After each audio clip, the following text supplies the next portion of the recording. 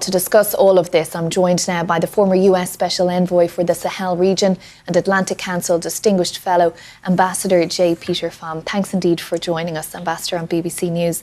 There are a lot of different angles and elements to this, so if we might just go through them sort of one by one.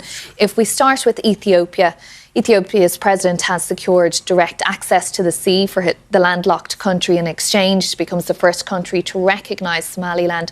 Is that a good deal for Ethiopia? I think it's a wonderful deal for Ethiopia. It diversifies its bottleneck in Djibouti, where everything has to come through at very high prices. And so it's good for the Ethiopian people, and it's good to have diversity. It also opens the deal for Somaliland, as you mentioned earlier, of recognition. So I think it's a real win-win, and it respects reality. And that's the most important thing, the reality of what is on the ground in the Horn of Africa and not notional theories. Is Somaliland in a position, though, to do what it's doing, to give away that sea access to Ethiopia and getting a stake in Ethiopian Airlines in exchange and so on? Yes, and it's based on two things, both law. Going back to 1960, Somaliland was a former British protectorate. It gained its independence before the former Somalia Italiana, the Italian trust territory, did, and was recognized by numerous countries as an independent country. Then there was a union of the two territories, which ironically, a Somali court itself ruled invalid years ago. But moving up to the present, the reality is the majority of the people living in Somaliland have never lived in Somalia. They've never considered it, and there's no way anyone has any idea of getting them to join. Why would they? They have direct elections. They have the last election in Somalia was before either you or I were even born. So why would these people want to be back in a failed state? And so it's never going to happen.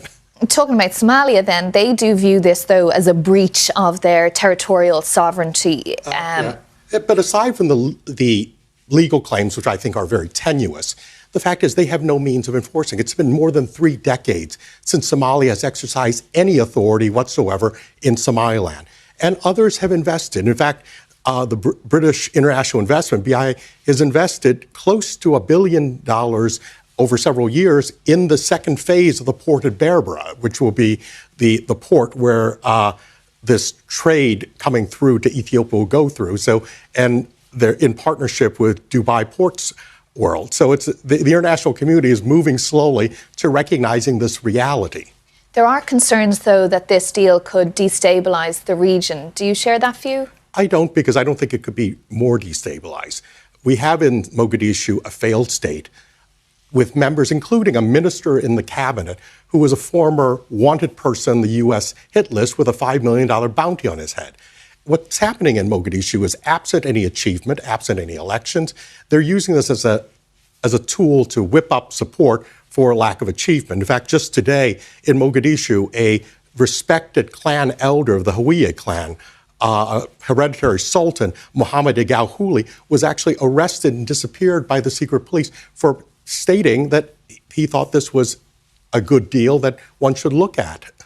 We've seen disruption in the Red Sea shipping corridors recently with the attacks by the Houthi rebels related to what's going on north of there. Could this deal, could those concerns about any kind of conflict impact that situation? I would flip that on its head. Actually, during all the years when there was piracy in Somalia, we talk about all those attacks, they all came from what is rump Somalia.